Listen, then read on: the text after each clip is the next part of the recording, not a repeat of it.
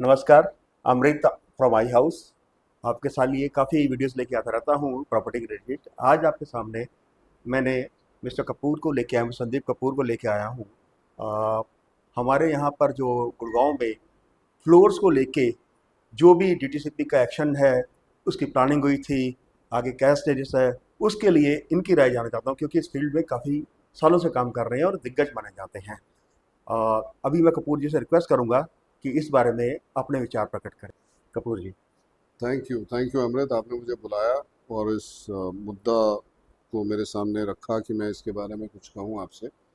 तो बाकी आप सब लोग जानते ही हैं, जैसे कि सुप्रीम कोर्ट ने इसके ऊपर स्टेटस को कर दिया है और क्लैरिटी तो इस पे अभी नहीं है हाल फिलहाल, बट जी। यस, इट सीम्स कि that it will take a long time जी। और इसका डिसीजन आने में समय लगेगा। लेकिन उसका मतलब ये नहीं है कि दैट बिल्डर फ्लोर नहीं बना रहे या बिल्डर्स अपना माल नहीं बेच रहे या क्लाइंट आके सामान नहीं ले रहा।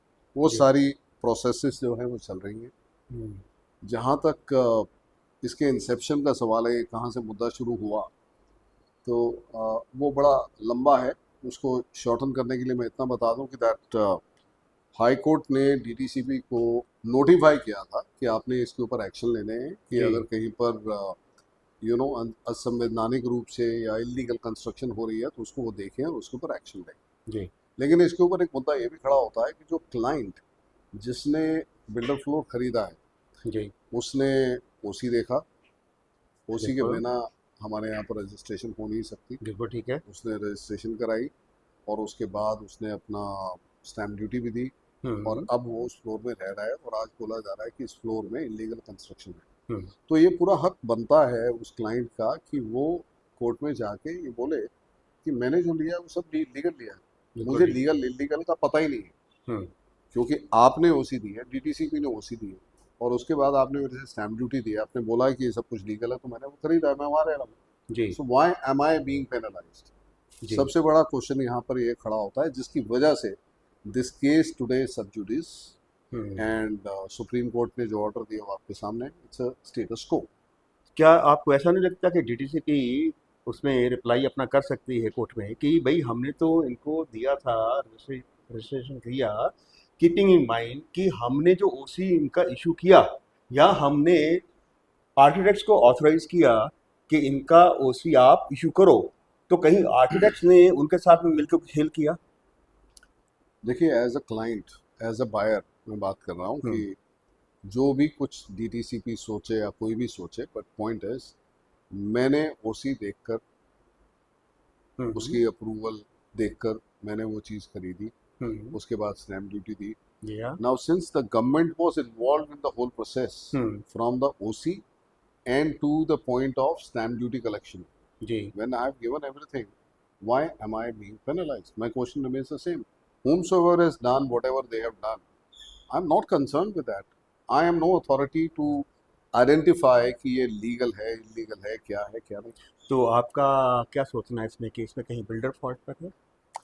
देखिए, इसमें फॉल्ट और no fault, let us not get into that कि किसने किस केस में क्या किया है, कितनी कंस्ट्रक्शन फालतू हुई है, या कोई बिल्डर फ्लोर में कोई कोई सर्वेंट क्वार्टर बना हुआ है, या कोई जो भी वट एवर एक्स्ट्रा। तो necessary not everybody has done it, and if somebody has done it, then we have to see a case specific. And basically my understanding is, and I'm sure that you are aware of it, कि डीला phase 3 में you block में लोगों ने 5 6 7 floor बना दिए, बिल्कुल which ठीक is है। apparently very very illegal, which ji. obviously has to be demolished. Ji. Will be demolished or not demolished, or what government is going to do, it is all very very subjective. But I feel that the buyer is safe as of now. आपके आपके experience से आपको क्या क्या लगता है कि क्या इलीगल हो सकता है जिसके लिए नोटिस इशू हो गए और लोगों के घर में पोस्टर चिपका दिए गए नोटिस के, जैसे बोले शो कॉज नोटिस, लेकिन कईयों ने जवाब दिया, कईयों ने रिप्लाई तक भी नहीं किया। अब उनके पास में नोटिस आ रहे हैं कि आपकी बिजली पानी काट दी जाएगी। आपका इस बारे में क्या सोचना है?